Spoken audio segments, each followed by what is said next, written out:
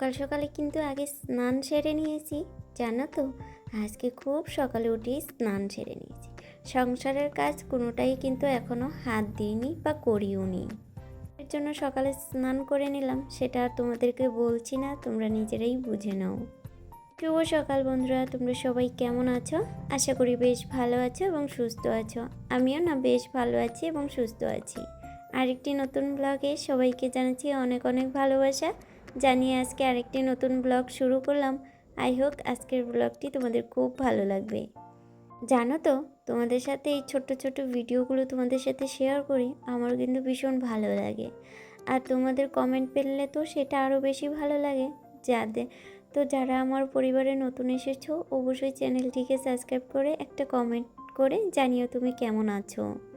প্রত্যেকটা দিদিভাই দাদাভাই, বোন, দিদি, যাই, কাকি, জেঠি, যারাই প্রত্যেকে যারা আমার ভিডিও দেখো, একটা করে কমেন্ট রেখো। তোমাদের কমেন্টগুলো আমি পরবর্তী ভিডিওতে অবশ্যই নিব। এখন এই যে বিছানাপত্রগুলো ভালো করে একটু ঠিকঠাক করে নিয়েছি। তারপরে বাসি ঘরটা ঝাড় দিয়ে চুলগুলো একটু খুলে নিয়েছি। তো যেহেতু ভিজা রয়েছে, তো হালকা পাতলা একটু সেরাম দিয়ে চুলটাকে আবারও ঠিক করে একটু বেঁধে নিলাম, যেহেতু গরম। একজন দায়িত্ববান গৃহিণীর মতো সংসারের কাজ, বাইরের কাজ, ছেলেকে যত্ন করা সবটাই একা হাতে সামলাই। তো ভিডিওটা দেখতে থাকো, আশা করি ভালো লাগে। গুড মর্নিং সবাইকে, তোমরা সবাই কেমন আছো? আশা করি বেশ ভালো আছো এবং সুস্থ আছো।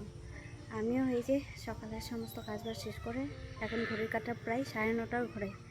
আর এখন যাচ্ছি বাজারে। ঘরে জানো তো কিছুই বাজার আনা নেই, তো একটু মাছ আনবো বলে ভাবছি।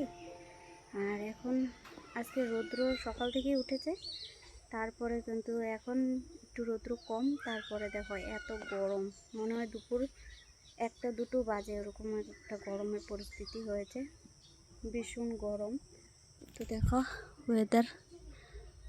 ওয়েদার কীরকম, বৃষ্টি হবে মনে হয়, তারপরেও কত গরম। বাজারের দিকে লেট করছি না, এত পরিমাণে গরম পড়ছে কি আর বলবো।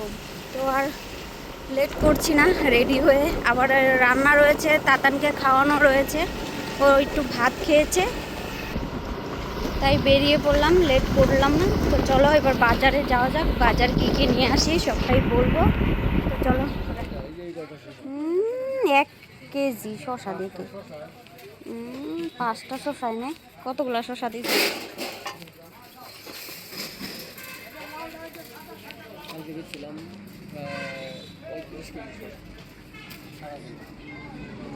এখন গরম না, শসাটা তো ভালো। তোমার অন্য সবজি না হইলেও শসা যদি হয় না, তুমি কত হয়েছে আগের দানিয়া হিসাব করো। 20 টাকা 30 টাকা।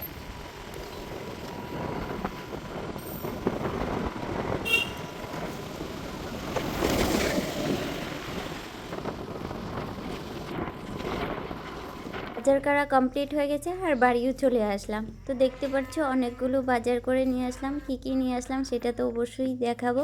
তো চলো আগে রান্নাটা করি, তারপরে জানো তো আজকে প্রচুর কাজ রয়েছে, একটাও কাজ সেরকমভাবে করা হয়নি সকাল থেকে। আর বাইরের দিকটা দেখো, সেরকম রোদও নেই, তারপরে প্রচুর গরম। যাই হোক, এখন আর ড্রেস চেঞ্জ করছি না, এটা পরেই থাকবো। তারপরে বাকি অন্যান্য কাজ করে তারপরে আবার স্নান করব বলে আর এখন আর কোনো জামা কাপড় ছাড়ছি না। তো অনেকগুলো জামা কাপড় বেরিয়ে যাবে, তার জন্য আর এটা ছাড়লে এটাও কাচতে হবে, আর একটা পরি যদি সেটাও কাচতে হবে। যার জন্য আর এখন এটা কুর্তিটা পরেই আমি এখন রান্নাবান্না কমপ্লিট করব, তারপরে অন্যান্য কাজ যেটা রয়েছে সেটা করব। তার মধ্যে জানো তো, ওই যে আজকে সেরকম টুকিটাকি বাজার, বেশি একটা বাজার ছিল না, যেরকম তেল শেষ হয়ে গেছে, ডাল শেষ হয়ে গেছে, আর বাসন মাজার সাবানটা শেষের দিকে, তাই নিয়ে আসলাম। তারপরে বাবুর মেরি বিস্কুট খায়ও, ওটাও শেষ হয়ে গেছে, সেটা নিয়ে আসছিলাম। আর কিছু সবজির মধ্যে ওই ঝিঙা নিয়ে আসছি, বেগুন, আলু আনিনি, শসা, তারপরে ঢেঁড়স মানে ভেন্ডি, তারপরে কাঁচা লঙ্কা, তার সাথে মাছ। বাজার করা কমপ্লিট হয়ে গেছে, আর এখন এই যে দুপুরের রান্নাটাও করে নিব, যেহেতু বাইরে কাজ রয়েছে। আমাদের মতো যারা মেয়েরা আছো, যাদের হাজব্যান্ড বাড়িতে থাকে না, তাদের যে কত কিছু সামলাতে হয়, একমাত্র আমি সেই জায়গায় দাঁড়িয়ে মানে কি বলবো, সেটা বুঝতে পারছি যে কতটা পরিশ্রম হয়। আমার বিয়ের আগের একটা ঘটনা তোমাদেরকে সাথে শেয়ার করি। জানো তো, একটা সময় ছিল অনেকের হাজবেন্ড যখন বাইরে চলে যেত শুনতাম, তখন আমি বলতাম যে আমি না কখনো আমার হাজবেন্ডকে বাইরে যেতে দিব না, আমার কাছেই রেখে দিব। আর এখন দেখো, আমার বিয়ের 1 মাস পর থেকে কিন্তু আমার হাজবেন্ড আমার সাথে থাকে না। ওই প্রায় 2 মাস 3 মাস পর পর বাড়ি আসে। সেটা কীরকম রূপকথার গল্পর মতো হয়ে গেল না? যখন একটা সময় বলতাম যে আমি যেতেই দিব না, ওকে আমার কাছে রেখে দিব, আর এখন বলি তুমি না গেলে আমাদের সংসার চলবে না। আমাদের সংসারটা চালানোর জন্য ওকে বাইরে যেতেই হতো। আর এখন দেখো কি পরিস্থিতি, সমস্ত কিছু আমাকে সামলাতে হয়। দুটা বাচ্চা নিয়ে কিভাবে আমার সংসার জীবনটা চলে সেটা তোমাদের সাথে আমি শেয়ার করি। তোমরা আমার কথা কীরকম বুঝতে পারো কি পারো না, কি আর বলবো, সেটা বলার মতনই। অনেক কষ্ট হয়, তারপরও চালিয়ে যেতে হচ্ছে। দুটা সন্তানদেরকে ভালো রাখার জন্য, নিজেকে ভালো রাখার জন্য এই যে এটুক পরিশ্রম তো আমাদের মেয়েদের করতেই হয়, তাই না? তোমাদের সাথে অনেক গল্প করতে করতে দেখো আমার প্রায় রান্নার শেষের দিকে। আর এদিকে তাতানের জন্য মাছ ভাজা দিয়ে ভাতটাও রেডি করে নিয়েছি। আর এখন যা যা রান্না করার ছিল সেটা কিন্তু রান্না কমপ্লিট হয়ে গেছে। আর এখন দেখো মাছের ঝোলটাও আমার রান্না হয়ে গেছে ওই সকাল থেকে। আর এখন দেখো প্রায় 11:30টার ঘরে।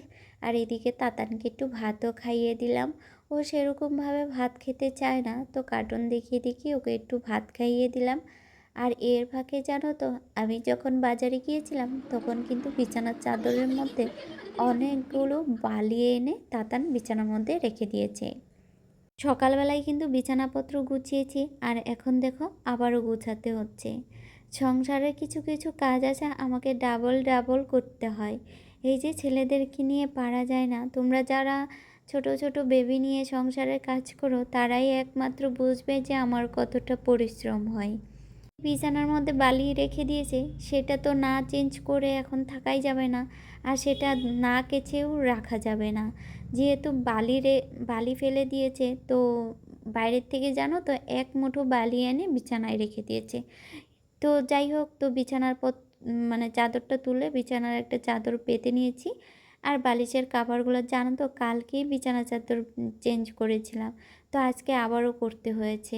তো যাই হোক, এখন এই যে বিছানাপত্র গুছানো কমপ্লিট হয়ে গেছে, আর এখন এই যে ঘরটাও মুছে নিচ্ছি। যেহেতু সকালবেলা খালি ঘর দুয়ার ঝাড় দিয়েছি, তারপরে আর স্নানও করে নিয়েছি, এর জন্য আর কি অন্যান্য যে কাজগুলো আমার রয়েছে সেগুলো ভাবলাম একদম রান্না করার পরেই করব, তারপরে একদম স্নান সেরে নেব। বেশ কয়েকদিন হয়েছে, মানে 1 মাসের মতো হয়ে গেছে যে মশারিটাও কাছা হচ্ছিল না। এতদিন কখনো আমার যায় না, এইবার অনেক দিন মশারি আমি কাচিনি।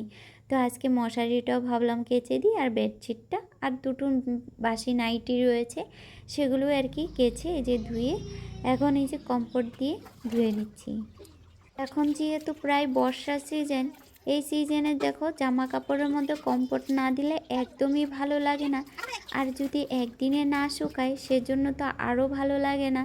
তো যাই হোক, আমার কিন্তু আজকে রোদ উঠেছে, এখন দেখি আবারও ভালো করে রোদ উঠে পড়েছে। তো যাই হোক, যেহেতু হালকা পাতলা জামা কাপড় সেগুলো কিন্তু আজকে শুকিয়ে যাবে। আমার স্নান করার পাশাপাশি আগে যে এদিকে দুষ্টু তাতানকে আগে স্নান করিয়ে দিব, তারপরে বড় ছেলেকেও আজকে ভালো করে স্নান করিয়ে দিব। ওকে বলছি যে আয়, আমি ওকে স্নান করিয়ে দিব। জানো তো, ভালো করে স্নান করতে পারে না আমার বড় ছেলে।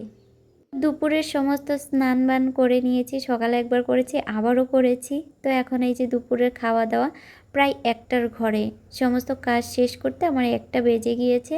তো যাই হোক, ছেলেও স্নান করে চলে আসলো, আর আমিও স্নান করে এখন এই যে দুপুরের খাওয়ার রেডি করে নিচ্ছি।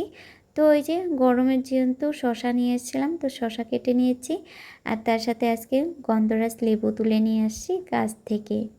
খাবারটা রেডি করে এদিকে তোমাদের সাথে একটু ফেসে চলে আসলাম। এদিকে পাখি তো একদম ডিস্টার্ব করছে, তোমাদেরকে দেখাতে পারছি না যে। আর এদিকে দুধটাও বসিয়ে দিয়ে গরম করে নিয়েছি। মোছা হয়নি, আর তাতানকেও খাইয়ে দিলাম। ওকে একটু মাছ দিয়ে খাইনি, তো এখন না ওকে দুধ দিয়ে ভাত খাইয়ে দিলাম। আর এই যে আমার থালা বাসন পরিষ্কার করা হয়ে গেছে, খাওয়া দাওয়া শেষ দুপুরে। আর এখন এই যে তাতান বাইরে, তো ওকে পরিষ্কার করে এখন করে দেবো, করবে, করে নাই এখনো। এই ফাঁকে আমি এই যে মানে ভাতটা খাওয়া হয়েছে সেই যাবো। তো চলো আগে মুছে নিই, তারপরে তোমাদের সাথে কথা হচ্ছে আবার। এখন এই যে বাসনপত্র তো ধোয়া হয়ে গেছে, তো আমাদের মধ্যে এটা নিয়ম রয়েছে, আমরা খাওয়ার পর কিন্তু যেই জায়গায় বসে খাবো সেই জায়গাটা কিন্তু মুছে নিব। আমরা ডাইনিং টেবিলে মা ছেলে খুব কমই খাওয়া দাওয়া করি, মানে বড় ছেলে মাঝে মধ্যে খায়, আর আমি তো খুবই কম খাই। কি হয়েছে আমি বলো তো, নিচে বসে খেতে ভালো লাগে দোকানদার বেশি। বলছে 5 টাকার তুমি কি নিবা, তো আমি বলছে কি তুমি গুটকা খাও, গুটকা নিয়ে যাও। আমি বললাম আমি তো গুটকা খাই না, তো আমি বললাম তাহলে ঠিক আছে, তুমি আমাকে 5 টাকার পানই দিয়ে দাও। তো দেখো 5 টাকার পান কয়টা দিয়েছে, 2 3 4 5, 5টা। একটা সময় কি জানো তো, ওই যখন তোমার পানের দামটা বেশি হয় তখন কিন্তু ওই 5 টাকার দুটো পান দিয়ে থাকে, বা একটাও ওরকম সময় আসে একটা পান দেয়। তো আমার পান ছিল 5 টাকা, ঘুরিয়ে দিবে বলছে 5 টাকা খুচরো নাই, তো বুঝিয়ে আসলাম আমার পান রয়েছে। তো যাই, তো পান খাবো, ভাত খেয়েছি, এখন তো পারবে না, তো পানটা ধুয়ে নিই। চলো এবার ভালো করে ধুয়ে তারপরে, এই গরমে পানগুলো কিরকম নেতিয়ে যায়। ওই সকালবেলায় এনেছি আর প্লাস্টিকে রেখে দিয়েছি, গরমে কীরকম নেতিয়ে গেল পানগুলো। তো চলো এবার রান্নাঘর বন্ধ করা যাক। রান্নাঘর বন্ধ, আবারও আসবো ওই সন্ধ্যার দিকে। এখন রান্নাঘরে আর কোনো কাজ নেই। তো চলো এবার লাইট ফাইট অফ করে দিই,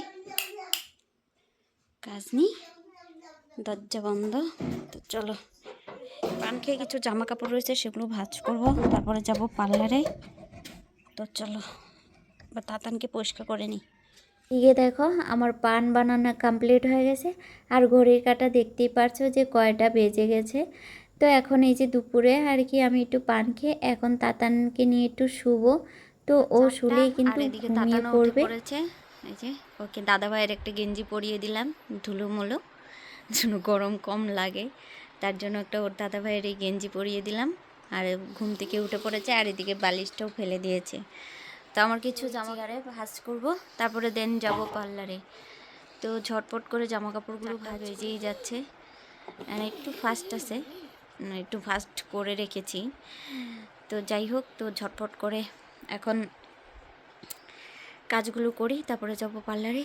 এখন এই যে তাতান করছে রিমোট নিয়ে খেলা, টিভিটা লাগিয়ে দিয়ে তারপরে আমি জামা কাপড়গুলো ভাঁজ করবো, না হলে কিন্তু আমাকে করতেই দিবে না। এদিকে আসো, দাও আমাকে, দাও, টিভি লাগিয়ে দিব, দাও দাও দাও পাপাই দাও, তুমি ভালো তো, তাহলে এদিকে। তো চলো এবার ঝটপট করে জামা কাপড়গুলো ভাঁজ করে তারপরে একটু তাতানকে আবার দুধ খাইয়ে রেখে তারপরে যাব। দিবা না? দাও আমাকে, দাও আমাকে, দাও। কোনটাতে? কি হবে এটাতে টিপ দিলে? কারেন্ট হবে। অত বড়।